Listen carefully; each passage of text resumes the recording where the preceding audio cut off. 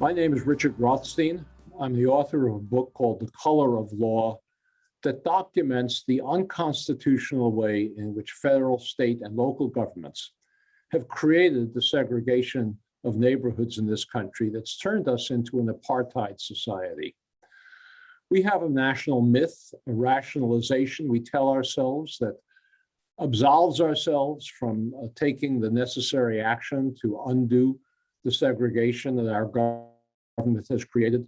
The myth is that it all happened naturally, it happened by accident, it's de facto segregation, we say, nothing that government created. My book, The Color of Law, documents that every metropolitan area in this country is residentially segregated because of explicit, unconstitutional action on the part of the federal, state, and local governments. I'll give you one example. In the post-World War II period, the government embarked on a program to suburbanize the entire white population that was living in urban areas at the time, prohibit African Americans from following it.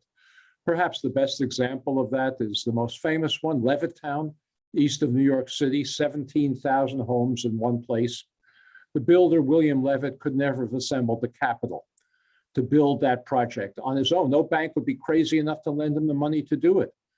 We weren't a suburban country at that time. The banks thought this was a nonsense idea, thinking people would want to move to a place like this.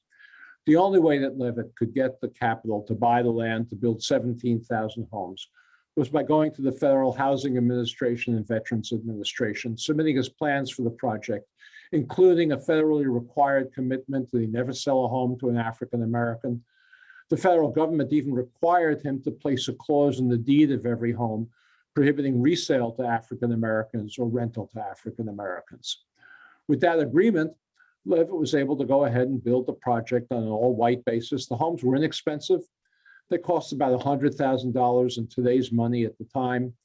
Any working class family, returning war veteran, black or white, could have afforded to move to that development.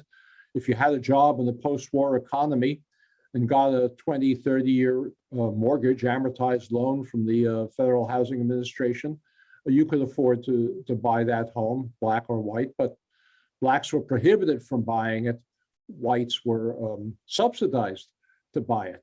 This was not the action of rogue bureaucrats in the Federal Housing Administration, the Veterans Administration. It was written out in a federal policy manual called the Underwriting Manual, distributed to appraisers all over the country, whose job it was to evaluate the applications of builders to create these all-white projects. The manual said you couldn't recommend for a federal bank guarantee a developer who is going to sell to African Americans. The manual went so far as to say that you couldn't even recommend for a federal bank guarantee a loan to a developer of an all-white project who was going to locate it near where African Americans were living, because in the words of the manual, that would run the risk of infiltration by inharmonious racial groups. In my book, The Color of Law, I have a photograph of a 6-foot-high, half-mile-long concrete wall.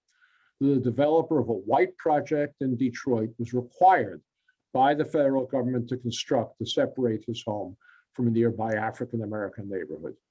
This policy of the federal government had enormous consequences, and it was followed all over the country in the suburbanization of every metropolitan area. As a result of this policy, the white families who bought those homes for about $100,000 in today's money gained over the next couple of generations wealth from the equity that they gained from the appreciation and the value of their homes. They sent their children to college. With that wealth, they financed perhaps temporary emergencies, medical or unemployment. They used it to subsidize their retirements, and they used it to bequeath wealth to their children and grandchildren. African Americans were prohibited by federal policy from participating in this wealth-generating program.